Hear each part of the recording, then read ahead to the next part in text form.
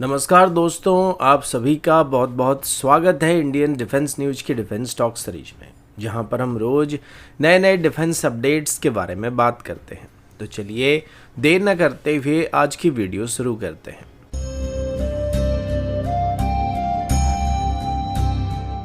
आज की पहली update S-500 Prometheus air defence system को लेकर है।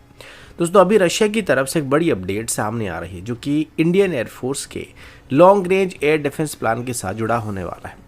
डिफेंस सोर्सेज के मुताबिक इंडियन एयरफोर्स की तरफ से भी ऑफिशियली S-500 प्रोमीथियस सिस्टम को एक्वायर करने के लिए अपना स्ट्रॉन्ग इंटरेस्ट को रजिस्टर किया गया था और काफ़ी सारे टेक्निकल क्वेरीज भी मॉस्को के पास भेजा गया था। लेकिन अभी रोजोवरोन एक्सपोर्ट के सीनियर ऑफिशियल की तरफ से क्लियरली बात बता दिया गया कि रशिया की तरफ से इस वक्त S-500 सिस्टम का एक्सपोर्ट नहीं किया जाने वाला है और इसका रीजन बिल्कुल सीधा होने वाला है। S-500 सिस्टम का सीरियल प्रोडक्शन अभी पूरी तरह से रशियन मिलिट्री की रिक्वायरमेंट को पूरा करने के लिए सक्षम नहीं हो रहा है। 2020 में रशिया की तरफ से अप्रॉक्सीमेटली 10 रेजिमेंट का ऑर्डर प्लेस किया गया था और 2021 से 2022 से इनकी डिलीवरी को स्टार्ट किया गया था, लेकिन 2025 तक भी सिर्फ लिमिटेड नंबर में इनको रशिया को डिलीवर करना सक्षम हो पाया है,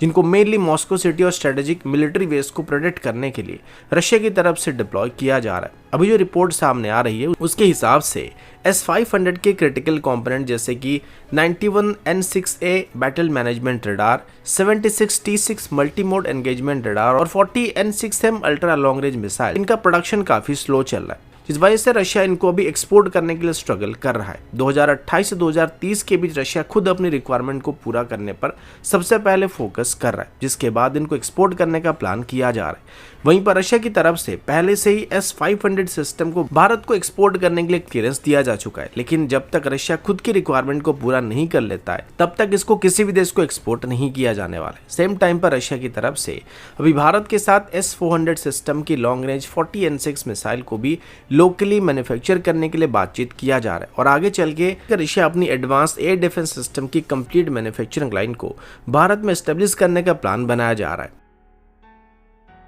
अगला अपडेट इंडियन आर्मी के कल्याणी M4 व्हीकल की नई CUS यानी काउंटर ड्रोन वेरिएंट को लेकर है। दोस्तों, इंडियन आर्मी की तरफ सभी सीरियसली कल्याणी M4 व्हीकल को एक मोबाइल एंटी ड्रोन प्लेटफॉर्म के तौर पर कन्वर्ट करने का प्लान किया जा रहा है। एविएशन और बैटलफील्ड दोनों सेक्टर में अभी ड्रोन का थ्रेट काफी बढ़ते जा रहे हैं और इसी वजह से कल्याणी M4 व्हीकल का एक हेवीली अपग्रेडेड वेरिएंट को इंडियन आर्मी की तरफ से इवैल्यूएट किया जा रहा है। अभी जो कॉन्सेप्ट प्रपोज किया जा रहा है उसमें M4 को एक मोबाइल एंटी ड्रोन प्लेटफॉर्म के तौर पर डेवलप करने का प्लान किया जा रहा है और कुछ दिन पहले ही इंद्रजाल की तरफ से ऐसे एक प्लेटफॉर्म को लॉन्च किया गया था जिसका नाम इंद्रजाल रेंजर था और इसे एक टोयोटा पिकअप के ऊपर बेस करके बनाया गया था। लेकिन इसी तरीके से अभी इंडियन आर्मी की तरफ से कल्याणी M4 व्हीकल को मॉडिफाई करने का प्लान किया जा रहा है। टेक्निकल साइड की बात करें तो व्हीकल पर मास माउंटेड एक मल्टी सेंसर अरे लगाया जाने वाला, जिसमें RF detector, electro optical, infrared camera और 3D रडार मौजूद होने वाले हैं और ये सब इंडिजिनस बैटल मैनेजमेंट सिस्टम के थ्रू इंटरलिंक्ड होने वाले हैं।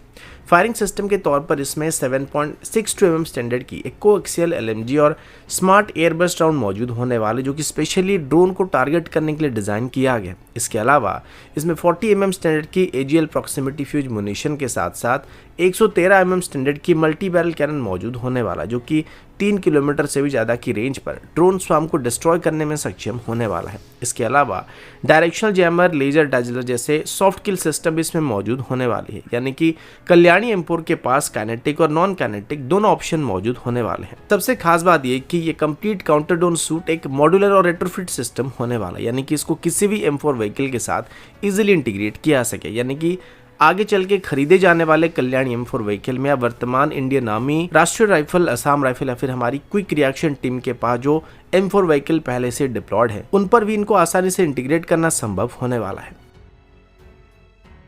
अगला अपडेट पाकिस्तानी एयरफोर्स की J-10C फाइटर जेट की सस्पेक्टेड क्रैश रिपोर्ट को लेकर है। दोस्तों, पिछले 24 घंटों से ओपन सोर्स इंटेलिजेंस नेटवर्क पर एक बड़ी खबर वायरल हो रहा है, जिसमें क्लेम किया जा रहा है कि पाकिस्तानी एयरफोर्स की बेस मिनास यानी कमरा में 2 J-10C एयरक्राफ्ट रूटीन ट्रेनिंग के दौरान मिड एयर में आपस में टकरा गए थे, लेकिन अभी तक इस इंसिडेंट को लेकर कोई भी ऑफिशियल कंफर्मेशन नहीं दिया गया है। अभी सोशल मीडिया के ऊपर कुछ hill side fire video viral हो रहा है, जिसमें क्लेम किया जा रहा है कि ये दोनों J-10C मिड एयर में आपस में टकराने के बाद बाद यहाँ पर क्रैश हुए थे, लेकिन अभी तक इस वीडियो और इमेजेस की डिटेल कंफर्म नहीं हो पा रहे। अब इससे पहले भी एक बार एक वीडियो सामने आया था जिसमें पाकिस्तानी एयरफोर्स की एक जेट-10C एयरक्राफ्ट क्रैश होता हुआ दिखाई दिया था, लेकिन इसको लेके पाकिस्तानी एयरफोर्स की तरफ से कोई भी ऑफिशियल इन्फॉर्मेशन पब्लिक नहीं किया गया था और अभी भी इसको लेके पाकिस्तानी एयरफोर्स की तरफ से कोई भी स्टेटमेंट नहीं दिया जा रहा है, जो कि इस स्पेकुलेशन को और भी बढ़ाता जा रहा है। यहाँ पर दो पॉसिबिलिटी हो सकते हैं। पहला ये है कि जिस तरीके से रफाल भारत का एक प्राइज एयरक्राफ्ट है, वैसे ही जेट-10C पाकिस्तान का एक प्राइज एयरक्राफ्ट है, जिसका लॉस होने का मतलब एक तरीके से बेइज्जती होने का बराबर है। शायद इसी वजह से पाकिस्तानी एयरफोर्स की तरफ से भी जेट-10C की क्रैश को छुपाने की कोशिश किया जा रहा है। और दूसरा पॉसिबिलिटी है कि चाइना की तरफ से ऑपरेशन सिंदूर के बाद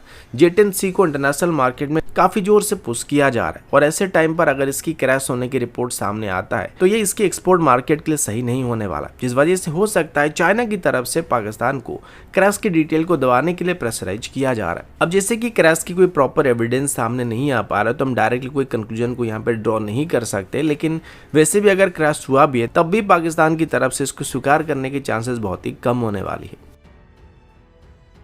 अगला अपडेट इंडियन नेवी के वीर क्लास के फर्स्ट अटैक वेसल के मैसिव फायर पावर अपग्रेड को लेकर है। दोस्तों, अभी इंडियन नेवी की तरफ से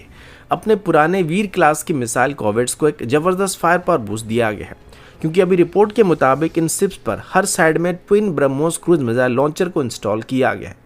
ये वही वीर क्लास के प्लेटफॉर्म है जिनको 1987 में सर्विस में एंटर किया गया था और शुरुआती दौर में इनमें सोवियत ओरिजिन P-15 टर्मिट यानी SSN-2 स्टिक्स मिसाइल को इंटीग्रेट किया गया था। टर्मिट ने अपने टाइम पर काफ़ी अच्छा परफॉर्मेंस डिलीवर किया था, लेकिन बदलते हुए मैरिटाइम थ्रेट एनवायरनमेंट और मॉडर्न नेवल वॉरफेयर के साथ इनकी स्ट्राइक कैपेबिलिटी, एक्यूरेसी और सर्वाइबिलिटी काफ़ी हद तक आउटडेटेड बन चुके हैं। लेकिन अभी सिचुएशन बिल्कुल अलग होने वाली, क्योंकि ब्रह्मोस के इंटीग्रेशन के बाद ये छोटे कॉर्वेट्स काफ़ी पावरफुल बन चुके हैं। इस क्लास की हर एक कॉर्वेट में अभी 2 ट्विन ब्रह्मोस लॉन्चर को इंस्टॉल किया जा रहा है, जिसका मतलब ये कि अब इनके पास long range precision strike capability मौजूद होने वाली, जो कि पहले इनके पास मौजूद नहीं था।